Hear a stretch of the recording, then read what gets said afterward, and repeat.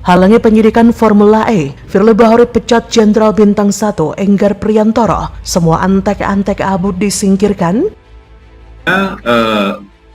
Isinya adalah ucapan terima kasih atas kontribusi jasa yang telah diberikan kepada KPK. Kemudian yang kedua, pemberhentian dengan hormat saya terhitung mulai tanggal 1 April 2023.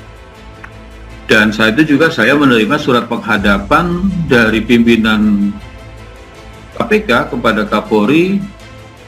Maka KPK membuat surat kepada Kapolri. Berdasarkan sprint tersebut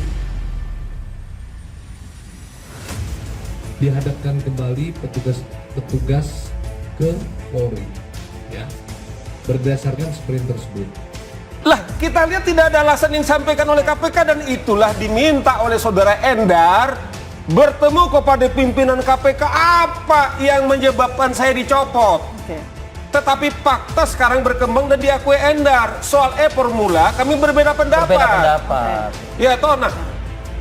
Dilansir dari laman tempo.co, Lembaga Indonesia memanggil 517 Institute meyakini bahwa pemecatan Direktur Penyelidikan Komisi Pemberantasan Korupsi Endar Priantoro terjadi karena adanya upaya rekayasa kasus. Menurut organisasi yang didirikan oleh mantan pegawai KPK itu, kasus yang hendak direkayasa adalah Formula E.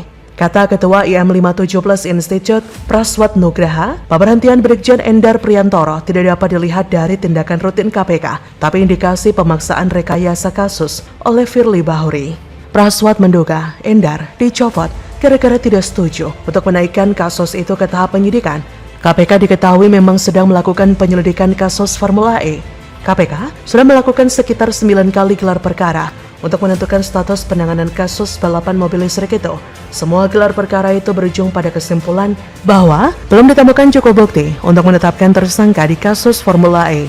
Akan tetapi, sebagian pimpinan KPK disebut ngotot untuk menaikkan kasus ini ke tahap penyidikan, termasuk mengusulkan agar penyidikan dimulai tanpa menetapkan tersangka. Usulan tersebut ditolak oleh seluruh pejabat Kedeputian Penindakan KPK. Endar disebut-sebut menjadi salah satu pejabat KPK yang menolak desakan dari pimpinan tersebut.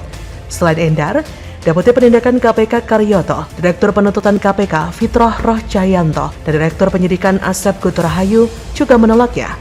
Setelah adanya penolakan ini, satu persatu para pejabat struktural itu pulang ke lembaga asalnya. Fitroh menjadi pejabat pertama yang memutuskan mengundurkan diri dari KPK. Ia kembali ke institusi asalnya Kejagung Februari 2023. Karyoto Endar menjadi dua pejabat yang belakangan menyusul dipulangkan KPK. Ketua KPK Firly Bahuri mengirimkan surat rekomendasi promosi untuk keduanya kepada Kapolri Jenderal Listio Sigit November 2022. Dengan kata lain, KPK ingin memulangkan dua perwira Polri tersebut. Menjawab usulan tersebut, Listio hanya mengabulkan promosi Karyoto menjadi Kapolda Metro Jaya. Listio menolak menarik Endar dan memerintahkan agar Endar tetap bekerja di KPK. Namun, usulan Listio ini ternyata tak digubris KPK. KPK menerbitkan surat pemberhentian Endar 31 Maret 2023. Praswat meyakini dari kronologi tersebut, pemaksaan kasus Formula E menjadi alasan dibalik sikap ngotot KPK memulangkan Endar. Terlebih kata dia, pemulangan tersebut dilakukan sebelum masa tugas Endar berakhir di Komisi Anti Rasuah. Praswat menilai, dugaan adanya rekayasa kasus itu menjadi indikasi jika KPK sudah menjadi alat gebuk untuk kepentingan politik segelintir orang, yang mengatakan sebagai lembaga hukum, independensi KPK patut dipertanyakan. Setali tiga uang, mantan penyidik KPK Yudi Purnomo menilai pemulangan Endar ke kepolisian janggal. Terlebih kata dia, Kapolri sudah mengirimkan surat yang menyatakan memperpanjang penugasan Endar di KPK. Yudi menuntut Dewas untuk proaktif mengawasi kejanggalan pemulangan. Ia menilai Dewas harus mengusut adanya dugaan penyalahgunaan wewenang dalam pemulangan Endar. Endar Priantoro sendiri telah melaporkan Firly Bahuri dan Sekjen Cahya Hardianto Harifa ke Dewas KPK. Keduanya dilaporkan ke Dewas karena dinilai melakukan pelanggaran etik. Jadi bagaimana menurut Anda? Apakah Endar Priantoro pantas didepak dari KPK karena menolak menaikkan status penyidikan dari kasus Formula E? Silakan tulis komen Anda di kolom komentar.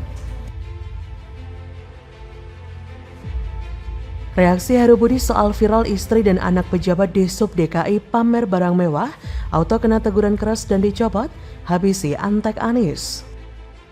Perilaku politik kita kan satu lebih berorientasi pada orientasi ketamakan pada dunia,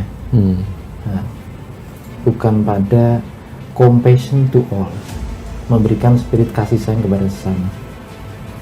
Ya, ketamakan itulah yang menjelaskan kenapa para pejabat yang sudah kaya sekalipun dia tetap berorientasi untuk memperkaya. Sehingga orang-orang kaya yang akhirnya atas nama penyelenggara negara tetap ingin menumpuk kekayaannya karena aspek human greedy. Saya tahu betul mengikuti kekecewaan masyarakat terhadap aparat kita, aparat pemerintah. Dan hati-hati, tidak hanya urusan pajak dan bea cukai, ada kepolisian dan juga aparat hukum lainnya, terhadap birokrasi yang lainnya. Dan kalau seperti itu ya, kalau menurut saya pantas rakyat kecewa. Belum yang lain, sehingga saya katakan bahwa korupsi. Saudara sekarang noleh kemana aja ada korupsi kok. Noleh nih ke hutan, ada korupsi di hutan. Noleh ke udara, kok ada pesawat udara, korupsi di Garuda. Ada asuransi, wah ada asuransi. Koperasi, korupsi. Semua ada korupsinya. Nah ini sebenarnya mengapa kita dulu melakukan reformasi. PJ Gubernur Heru buka suara soal viral istri dan anak pejabat Dinas Perhubungan DKI Jakarta yang pamer barang mewah.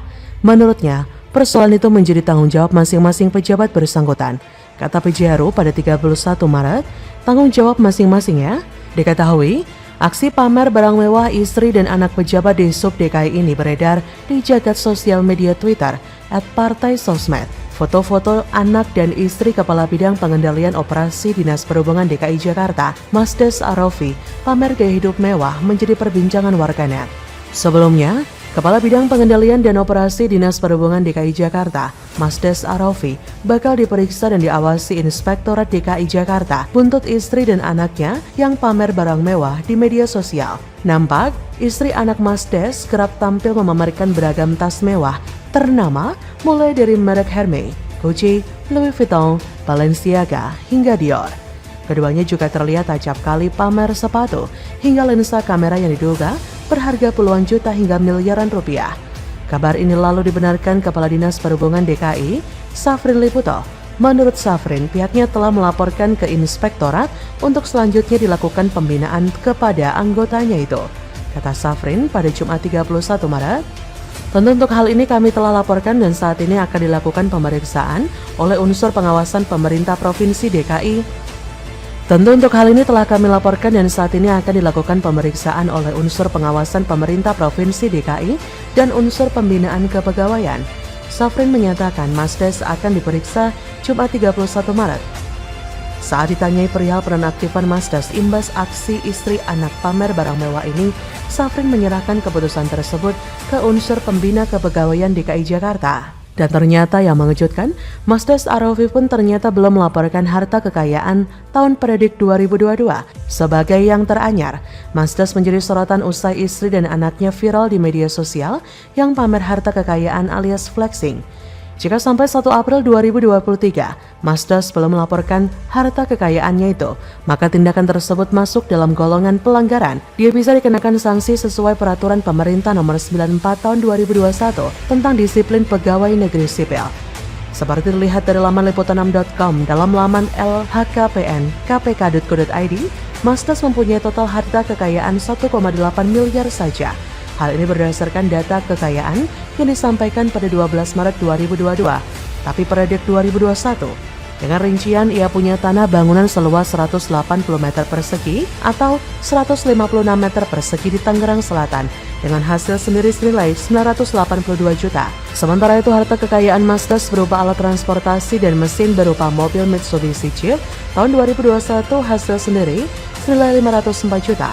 Honda Beat 2010 hasil sendiri seharga 4.400.000, serta mobil Toyota Fortuner tahun 2017 hasil sendiri senilai 319 juta. Terakhir, dia punya harta bergerak lainnya senilai 30 juta, serta kas dan setara kas lain 277 juta lebih. Apabila ditotalkan, ia memiliki total kekayaan 2,1 miliar.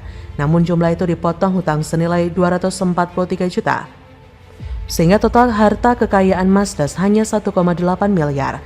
Hanya saja, laporan harta kekayaannya ini dinilai kontras dengan harta-hartanya yang diunggah istri dan anaknya di media sosial. Istrinya terlihat mengenakan koleksi tas desainer mewah di beberapa kesempatan. Salah satu yang menarik perhatian adalah Hermes Birkin berwarna hitam yang diperkirakan seharga 1,5 miliar rupiah. Belum lagi koleksi tas milik anaknya yang juga bernilai fantastis, seperti Micro Lady Dior bag yang diperkirakan seharga 60,5 juta rupiah. Bagaimana menurut Anda?